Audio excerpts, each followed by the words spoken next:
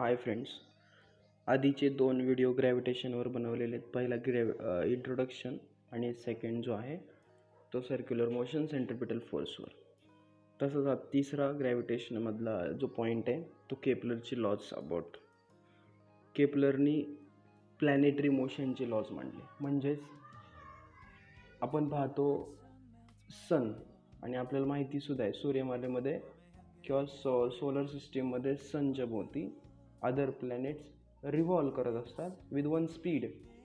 आणि त्या जे वेळेस रिव्हॉल्व करत असतात त्यावेळेस ते रिव्हॉल्व करण्याचे काही नियम आहेत, आणि ते लॉज जे आहेत ते स्टडी करून त्यांनी डिस्कवर केले, ते म्हणजे केपलरने.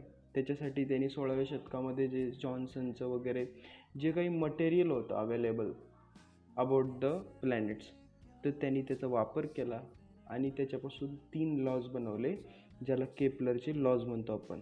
याचा ग्रॅव्हिटेशनशी संबंध आहे, परंतु फोर्सशी संबंध नाही. त्यांनी त्यावेळेस स्टडी करताना फक्त मोशनचा स्टडी केला, आणि त्याच्यासाठी त्यांनी काही मटेरियल जे असतील ॲस्ट्रॉनॉमर्सचे ते स्टडी केले, आणि नंतर ग्रॅव्हिटेशन स्टडी केला न्यूटननी. म्हणजे केपलर हा आधी होता, न्यूटन नंतर होता. प्लॅनेटरी मोशनचे ते 3 लॉज पाहण्यासाठी आपल्याला सगळ्यात महत्त्वाची गोष्ट ती म्हणजे एलिप्स पाहावा लागणार आहे. एलिप्स ही एक जिओमेट्रिकल स्ट्रक्चर आहे, शेप आहे. तो स्टडी करत असताना आधी आपल्याला सर्कल समजून घ्यावे लागेल. सर्कल ज्याच्यामध्ये सेंटर असतो आणि एकच असतो, तसं एलिप्समध्ये 2 सेंटर असतात असं म्हणू आपण. तर त्या दोन्ही सेंटरला फोकल पॉईंट्स किंवा फोकाय म्हणतात आपण. म्हणजे 2 फोकल पॉईंट्स असतात आणि सेंटर, याच्यामध्ये डिफरन्स असतो. सेंटरपासूनचं पेरिफेरीवरचं म्हणजे सर्कलवरचं कुठलाही पॉईंट जर जोडला तुम्ही, त्याच्यापासून रेडियस बनते, आणि ही रेडियस इक्वल असते all over the points on the circle. तसंच याच्यामध्ये नसतं. याचे 2 फोकस असल्यामुळे, 2 पॉईंट्स असल्यामुळे फोकल पॉईंट, याच्यामध्ये डिस्टन्स वेगवेगळं असू शकतं. आणि एलिप्सचा शेप जर आपल्याला आपल्या जीवनामध्ये पाहायचा असेल तर एग असेल त्याच्यानुसार, किंवा जर तुमच्याकडे आईस्क्रीमचा कोन असेल, जर तो तिरका कट केला इन्क्लाइनमध्ये, तर तो जो शेप तयार होईल तो असेल एलिप्टिकल शेप. आपण स्टार्ट करूया. एलिप्स म्हणजे काय, तर तुमच्यासमोर 1.3 मध्ये एक एलिप्सची डायग्रॅम दिलेली आहे, ज्याच्यामध्ये 2 त्याचे फोकल पॉईंट्स दिले आहेत, F1 आणि F2. या दोन्ही फोकायमध्ये जे काही एक रेषेमध्ये जे दिसत आहेत तुम्हाला, एक ॲक्सिस म्हणू आपण, तसे त्या 2 ॲक्सिस, एक छोटा त्याला मायनॉर ॲक्सिस, आणि जो आडवा आहे F1 F2च्या रेषेवर आहेत त्याला म्हणतो आपण major axis. Major axis maximum distance असतो 2 पॉईंटमधलं between the on the ellipse, आणि जे मायनॉर ॲक्सिस असतं ते मिनिमम म्हणजे कमीत कमी डिस्टन्स असतं. आता ह्या एलिप्सवर 3 पॉईंट दिलेत, A, B आणि C. हे 3ही पॉईंट्स आपण बघणार आहोत. त्याच्यामध्ये एक लॉ आहे एलिप्सचा. तो रूल काय आहे, तर तो रूल असा आहे की A पासून F1 पर्यंतचं प्लस F2 पर्यंतचं जे डिस्टन्स असेल तेच डिस्टन्स B पासून F1 आणि F2 पर्यंत असेल. तसंच C F1 आणि F2 असेल. म्हणजे जर तुमच्यासमोर एक इक्वेशन दाखवलेलं आहे, त्या इक्वेशनमध्ये दिलेलं आहे की AF1 म्हणजे हा जो डिस्टन्स आहे तो plus AF2 plus is equal to BF1 plus BF2 is equal to CF1 plus CF2. म्हणजे हे जे 2 डिस्टन्सची सम असेल ते A पॉईंटसाठी इज इक्वल टू B पॉईंटसाठी इज इक्वल टू C पॉईंटसाठी असेल. याला आपण एलिप्स समजूया. आता समोर अजून एक एलिप्सचा शेप दिलेला आहे. त्याच्यामध्ये S जो आहे सन तो दाखवलेला आहे फोकसला.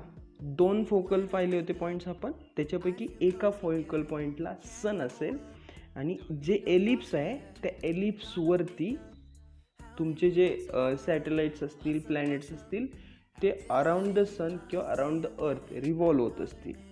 चला मग आपण फर्स्ट लॉ ऑफ केपलर पाहू, किंवा आपल्याला रिमेंबर करायचा आहे, तो पाठच करायचा आहे. त्याच्यासाठी पहिल्यांदा आपण ते स्टेटमेंट 3 पार्टमध्ये करून घेऊ, तुकड्यांमध्ये, आणि समजून घेऊ. आता तुम्हाला एलिप्स कळलेला आहे, फोकाय काय असतात ते कळलेले. ऑर्बिट ऑफ अ प्लॅनेट म्हणजेच काय, तर जे सनच्या भोवती प्लॅनेट्स रिव्हॉल्व होतात, तर तो जो शेप तयार होतो रिव्हॉल्व झाल्यामुळं त्याला आपण एलिप्स म्हणणार आहे, किंवा ते एलिप्टिकल असेल आणि ते ऑर्बिट ऑफ प्लॅनेट असेल.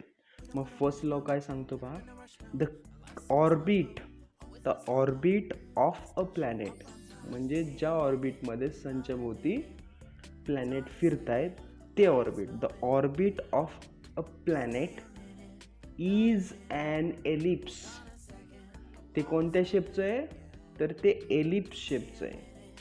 मग तिसरा पार्ट जो आहे त्याच्यामध्ये सांगितलंय, तर ते जर एलिप्स शेप असेल तर त्याच्यात सन कुठे आहे, तर sun is at one of the foci. म्हणजे पूर्ण स्टेटमेंट काय झालं आपलं, the orbit of a planet is an ellipse with sun at one of the foci. Okay, clear. Next law of Kepler is second law.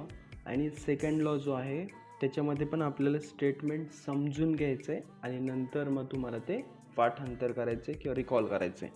मग statement काय आहे केपलरच्या second लॉचं, तर the line joining, म्हणजे अशी रेष जी जोडते, काय जोडते, the planet and the sun. प्लॅनेटला आणि सनला जी रेष जोडते, ती रेष जर तुम्ही स्वीप केली म्हणजे घसरवत नेली, तर त्याच्यासाठी लागणारा टाईम, तो टाईम पुढच्या प्लॅनेटच्या किंवा त्याच प्लॅनेटला पुढं कुठलंही अंतर तेवढ्याच वेळेमध्ये जर त्यांनी स्वीप केला असेल तर तो एरिया आणि हा एरिया समान असेल, इट इज इक्वल.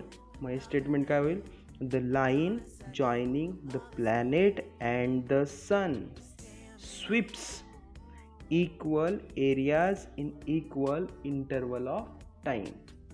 म्हणजे एका ठिकाणाहून दुसऱ्या ठिकाणी जाण्यासाठी आणि दुसऱ्या ठिकाणाहून तिसऱ्या ठिकाणी जाण्यासाठी त्या प्लॅनेटला एक स्वीप करायचा एरिया.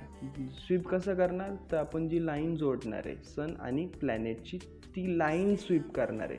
आणि ती लाईन ज्यावेळेस स्वीप करत असेल, म्हणजे प्लॅनेट एका ठिकाणाहून दुसऱ्या ठिकाणी जात असेल, तर ती पोझिशन ज्यावेळेस चेंज होत असेल त्यावेळी जे टायमिंग लागणार आहे तो टाईम दुसऱ्या कुठल्याही ठिकाणी त्या प्लॅनेटला जर तेवढाच टाईम लागत असेल, तर तो एरिया जो स्वीपिंगमुळे तयार झालेला आहे ट्रायंग्युलर, तो एरिया आणि हा एरिया इक्वल असेल.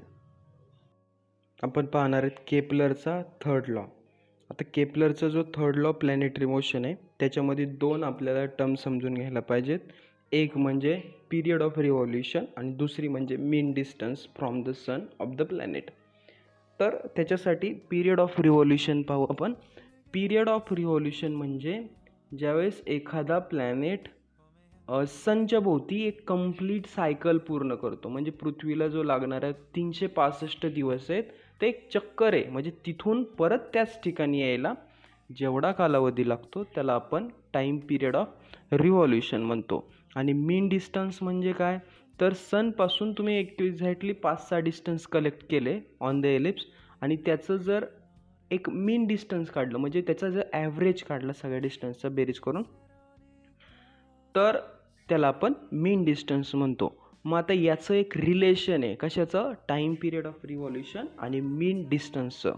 तर ते रिलेशन थर्ड लॉमध्ये असं दिलं आहे केपलरनी, द स्क्वेअर म्हणजे वर्ग, स्क्वेअर कशाचा, of its period of revolution around the sun. प्लॅनेटला लागणारा सनभोवती फिरायला जो वेळ आहे, कालावधी आहे, टाईम पिरियड आहे, त्याचा स्क्वेअर इज डायरेक्टली प्रोपोर्शनल. त्याचं डायरेक्ट प्रोपोर्शनल कोणासोबत आहे, to the cube of mean distance. मी सांगितलेलं जे मीन डिस्टन्स असेल त्याचा घन किंवा क्यूब, याचं आणि याचं डायरेक्टली प्रोपोर्शनल रिलेशन आहे. मीन डिस्टन्स कोणता, the mean distance of a planet from the सन.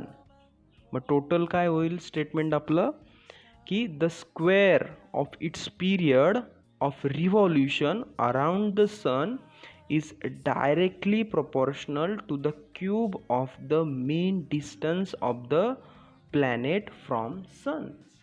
ठीक आहे. मग आता जर समोर तुमचे मॅथमॅटिकल एक्सप्रेशन दिलं आहे, काय आहे, that is T². Capital T म्हणजे टाईम पिरियड, आणि टाईम स्मॉलमध्ये दाखवला तो, आणि एक चक्कर मारायला कोणत्याही वस्तूला वेळ लागत असेल रिव्हॉल्व व्हायला तर तो कॅपिटल Tमध्ये दाखवला तो. तर कॅपिटल Tचा square is directly proportional to mean डिस्टन्सचा क्यूब म्हणजे R³ दाखवलेलं आहे. दॅट इज T² ला जर तुम्ही इकडे घेऊन R³ डिवाइड केलं is equal to constant that is K, आणि हा कायम कॉन्स्टंट राहतो for that planet. Okay, thank you.